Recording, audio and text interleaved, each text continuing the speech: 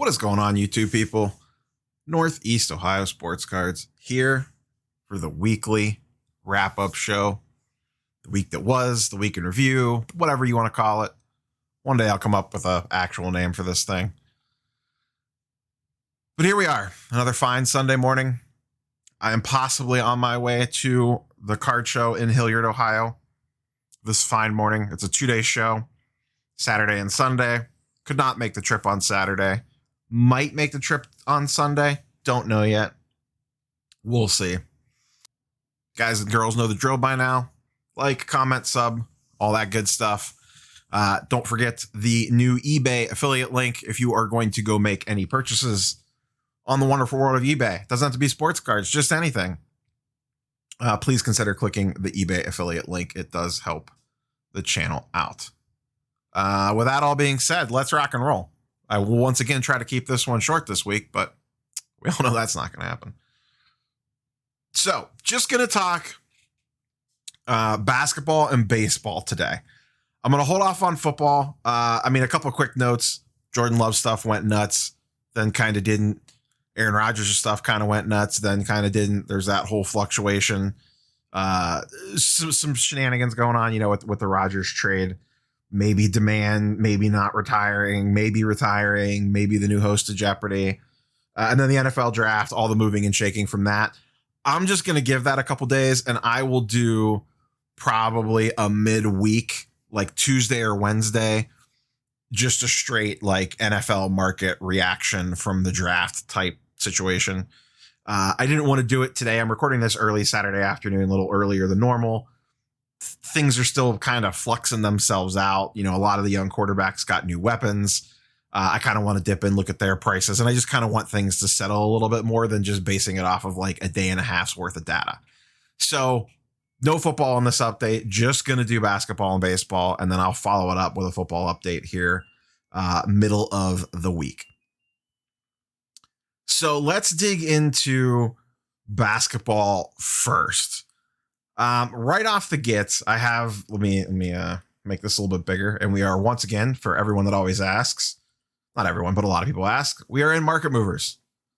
That's where all these charts and graphs come from. There is a link to that in the description down below as well of this video. And there is a coupon code for 20% off your first month if you wish to check it out. Highly valuable source of information. So let's look at John Zion. Zion's prices were doing pretty well, and then this week they took a downturn by a lot. 20% drop in the last 7 days, from 700 down to 550. Ja, not to be outdone, went from 324 to under 300 now. 287, 11% drop for Ja. Once again, this is base Prism. And that's for the time being anyways, it's kind of how we judge the health of the market. And maybe that's not smart anymore. I don't know. But it's the one that moves the most, so it's kind of the easiest to tell what's going on.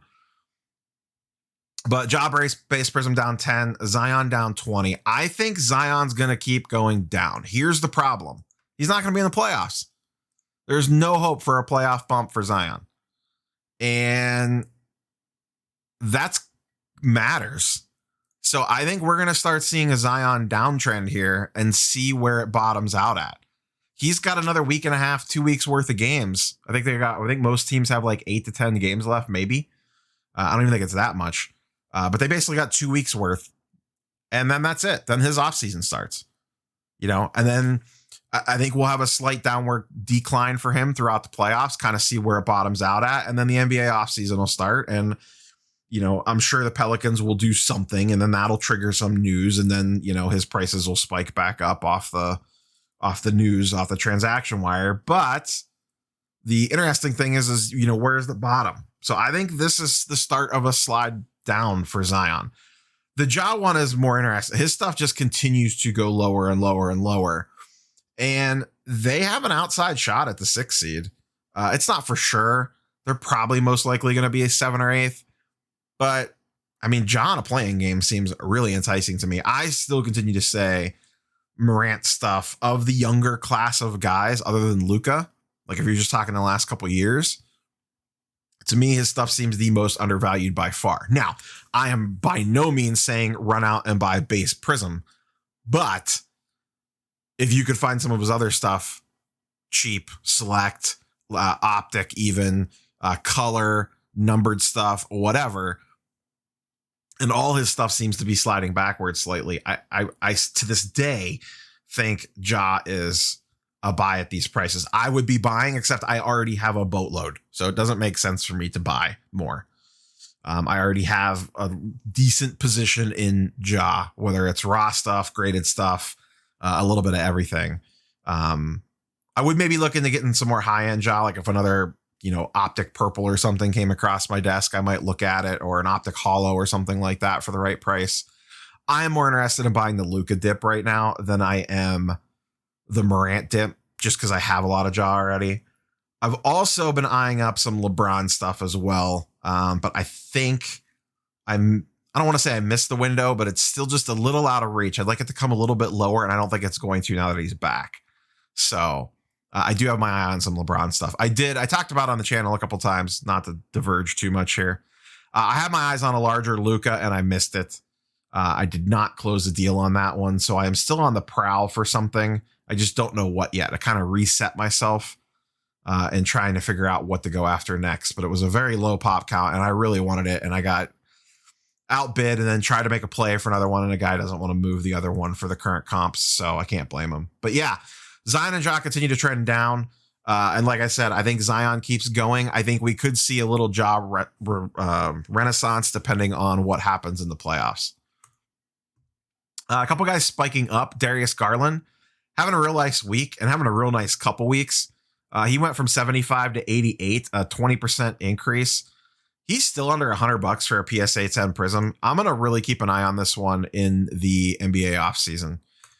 His stuff just seems really cheap for how good I think he could be. I've said it a million times on the channel. I believe in the sex over the land.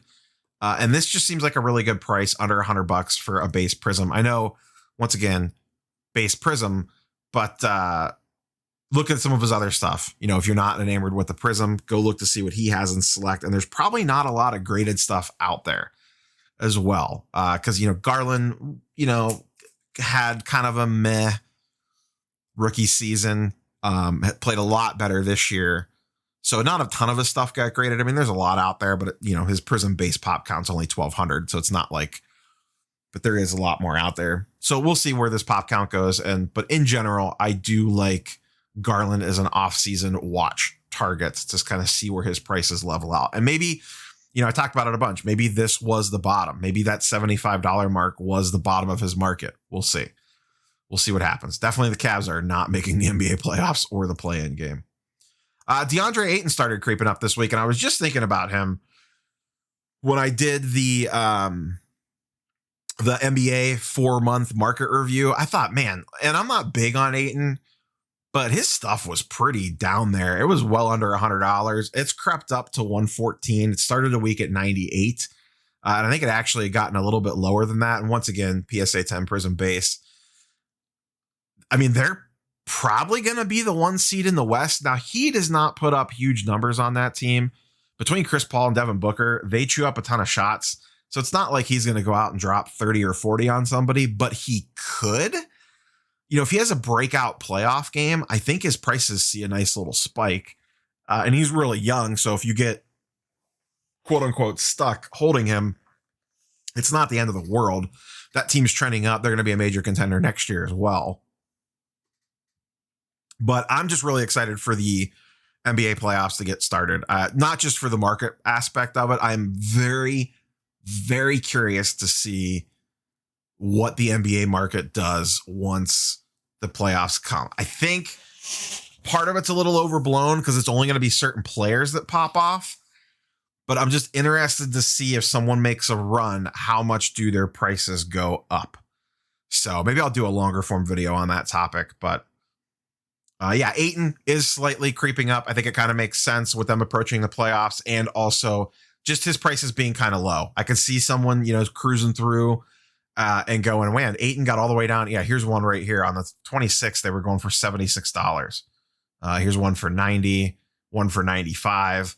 So that under $100 threshold on him, someone had to be like, wait, this guy's like a young player on the number 1 seed in the West, possibly. This could be an easy flip or, a slightly longer term hold if you want to get it holding it into next season. I wouldn't hate you for that either. But Ayton stuff slightly creeping up. And then I buried the lead. Kevin Porter Jr., man, myth, legend. The next Jordan, the next LeBron. Move on over. 86 Fleer and Topps Chrome don't matter anymore. It's all about this guy right here. Prism PSA 10 Silver KPJ. 20 years from now, kids will be going, Sasha T's kid will be flipping this card for $75,000. All kidding aside, as we all know, big KPJ supporter here on the channel. But he had a 50 bomb with a bunch of other stats, just absolutely lit it up the other night, and his prices reacted accordingly. Base PSA 10 Prism went from $75 to $140. His silver went from $305 to $470 for an 83% and a 54% respectively increase in just a couple of days. The hobby absolutely adores this kid, and I am right there with them. I did sell off a lot of the KPJ that I had. I still have a lot of KPJ. I didn't sell any off on this wave. Actually, I did sell one. I sold a Contenders auto. I'm at the point now where I'm free rolling KPJ for life. I would continue to sell some off and keep some of the better stuff. I need to relook at some of my stuff to see if any of it's gradable. I thought I sent most of it in. I have one silver at PSA right now. Hopefully it tens. But yeah, KPJ to the moon on the Rockets. See, it makes sense. KPJ is going to the moon and he plays for the Rockets. See what I did there? Not even a dad, and I got dad jokes. Let's switch over to baseball. So baseball's doing some interesting stuff right now, and I may do, once again, this might be a standalone video as well at some point in time. There's a nice baseball dip happening that if you want to buy back in on some guys, there's a nice window approaching. The baseball market does appear to be following what all the other markets have done, where we get into season, and unless these guys are playing absolutely out of their freaking mind, their prices start to slowly creep back down again. We'll get into some examples of that in a second, but let's talk about the guy going up. That's Vlad Guerrero Jr. So he had the 3 home run night with a grand slam. And he's just, and outside of that, he's actually been having a really good season. So I made the community post a week ago. And I said, which player would you rather have for the next 10 years? Acuna, Soto, and Tatis. And someone commented, well, what about Vlad Guerrero? Does he not exist anymore? And he does exist, but to me, he's on a different level from Acuna, Soto, and Tatis. He's in the next level down with Vlad, Lou Bob, Rip, Eloy Jimenez before he got hurt, that group, the next wave. I still put him in that category. But that got me thinking, and then I looked at his numbers, and I was like, he's having a really good year. He still needs a full season to prove it. Acuna, Tatis, and Soto have actually done it and proved it on the field, in some cases for multiple seasons already. Vladdy hasn't done that yet. But I looked, and I'm like, man, his numbers are actually really good. And funny enough, so he hit the first home run the other night against Mad Max, and I'm in a group chat with Step Back Sports and Nats, man. We just randomly chat about the hobby and cards and just shenanigans throughout the week. And I sent him a message, and I'm like, is Vlad Guerrero's stuff just too cheap? And Step Back messaged me back, and he's like, nah, it feels about right. And I was specifically looking at his Topps Chrome PSA 10. They were under $200. And I was like, this feels reasonable at 180, 185. And then an hour later, he's like, yeah, his stuff's too cheap now because he'd hit 2 more home runs. So I was laughing. But I snagged a couple of his Chromes on Star Stock. They were going on eBay. I posted about this for anywhere from $230 to $275. They've come back down now. I grabbed them for $180, $185, and a $190. And then I actually picked up a pink refractor and a regular refractor on Star Stock as well. So I'm going to kind of hold those for a hot minute, see what happens. I have a feeling, and he's already started to pull back in prices a bit, but this could be a complete breakout year for him. This is his no number. I didn't pick up any of these. I like the chrome better, but I understand why this one goes for more. It's actually a lower pop and it's an error card or whatever. So PSA 10 on this jumped 14% this week, went from 236 to 270, a nice little jump there. And this only has a pop of a little under 4,000. Now, this is one of those cards that I wonder how many are sitting at PSA. I kind of feel like a lot of that's a little overblown, but this will increase. Not that that's like that alarming of a number. Some of the baseball pop counts are pretty high, but this made a nice little move. And then if we hop over to his chrome and his other main refractors, base chrome went up only 7%, but this had gone a lot higher for a hot minute and started the week at 205, ends the week at 220. And there was a little dip there. Like I said, these were down. Here's one that sold for 165, 177, 201, 240, 245, and then it pulled back to 220. So there are a lot of people that bought in here. And this was once again another great example of, if you're looking to buy players, at least check Star Stock first. Like I have an eBay affiliate link. I buy stuff off eBay all the time. But in certain cases, not in all of them, you can find deals over there. There was, like I said, that night that I posted that on YouTube in the community post, his PSA 10 Prisms were going for like 260 to 270 while they were sitting on Star Stock for 213. Plus, you don't have to pay shipping and taxes. You have to pay shipping if you want to ship at home, but you don't have to ship at home. I bought the Otani pink refractor for 300 on Star Stock and had it sent home. And I just sold it on eBay this week for 425. So after fees, I'll net out like 375 on that, probably 390, 380. I forget exactly, but I made a good 60, 70, 75 bucks on that card, even after, buying it on Star Stock, shipping it home, and eBay fees. So, 300 on Star Stock, and then I sold it on eBay for 425. The funny part about that card was I got it home and I started looking at it. The longer I had it on my desk, I didn't want to sell it. I was like, this is a really nice looking card. But yeah, Vladdy's prices are on the way up. I talked about it at the beginning. Definitely a little dip happening here in baseball.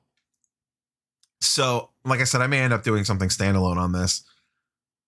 Eloy, his stuff's getting really cheap. And I understand he's basically probably mostly done for the season. But his PSA 10 Prism Chrome is down to 55 bucks now. Wow. Started the week at 79, ends the week at 55, 31% decrease. I don't know how many are available at this price, but there's multiple. Let's look at the detailed results here. 54, 57, 51, 67, 56, 57. Key thing here you notice is all auctions. So keep an eye out for auctions on these guys. The best offer buy it now prices, those guys are probably holding long term. But auctions on some of this stuff are going pretty cheap. And I know I'm not a big fan of tying up money for an entire, basically year, maybe not quite a year at this point. You could probably sell next winter. But man, that's getting real enticing at 50 to 70 bucks a card on his Chrome PSA 10. Same thing happening here. Soto, this is his paper. There's a million of these cards. This makes Luka pop counts look reasonable. 17,000, almost 17,000 of these freaking things. I don't think this gets talked about a lot. Everyone harps on Luka and Zion and Panini printing stuff into the ground, but this Topps flagship, there's a million of them. So 17K pop count, down on the week from $290 to $220, a 24% drop. And once again, the key here is auctions. Auction 220. Auction 237. Here's one bin that went for 295, but then look at the auctions: 250, 250, 245, 235. Keep an eye out on auctions. It looks like you could get some real deals on some of these guys. And once again, he started this season kind of slow, got hurt. We don't really know what's wrong with him. It's just a shoulder thing, but they really haven't given any details. And the Nats are struggling. And his prices are going right back down again. And at some point in time, he's going to come back. And as long as he's healthy, he's going to have a week where he goes nuclear. It's just going to happen. He's too good of a player. And worst case scenario, you could hold it in the next season. That's a long hold. But I feel like Soto's pretty safe. But yeah, his stuff's really trending down. Keep an eye on his prices. I'll be once again curious to see where the bottom is, and maybe we're there now. I don't know, but you know, low 200s for his flagship, even with that high of a pop count, does seem cheap. I would maybe look to get into the Chrome if you can. That hasn't trended down as much yet, but it might follow suit. Same thing with Acuna. You know, he started the season, he got a big run up, pulled back slightly, then went absolutely ballistic the first 2 weeks of the season. His prices soared, and now we're seeing the pullback. He's been playing fine, but he's not hitting 7 home runs in a week anymore. So what happens? 12% decrease, down $43 from $350 down to $300. And this was like a $370 card for a hot minute. And it is trending right back down again. So if you wanted Acuna and you missed the window, keep following these prices.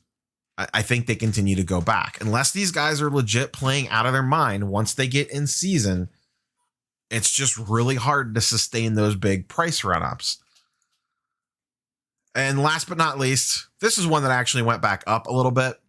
Tatis Chrome, PSA 10, up 5%.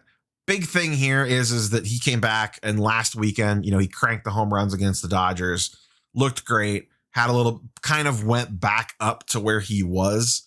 Not quite all the way back up. Like we could run this back real quick. His last 30. He didn't get all the way back up to his pre-injury prices. You know, he was all the way up to 450, almost 450 for a hot minute. And then he dipped down with the injury. And then you can see here, it went back up to 450 last week with the couple homers against the Dodgers. It dipped back down a little bit, but it looks like it's going to settle in around 400 for the time being. We'll see. Maybe it ends up creeping back down again. I could see that because, like I said, it got the big run up because he came back, you know, bottomed out here at 330. 330 and 328 was the bottom. Then it came out that it wasn't as serious. Came back against the Dodgers and then spiked all the way back up again. And now we're kind of back in that downward swing. So we'll see if this holds or where this re-levels back out at. But that seems to be the trend right now, regardless of sport. Unless you're playing out of your mind and everyone's talking about you, your prices just kind of stagnate and then slowly pull back. And like I said earlier in the video, we'll see what happens with the NBA playoffs. Does, you know, someone going nuclear on national TV every night in the playoffs cause huge run-ups? My guess is yes. KPJ almost doubled, and that's Kevin Porter Jr. that prices went nuts just from dropping 50 in one night. So the money's still there. The interest is still there. Like the market is still there.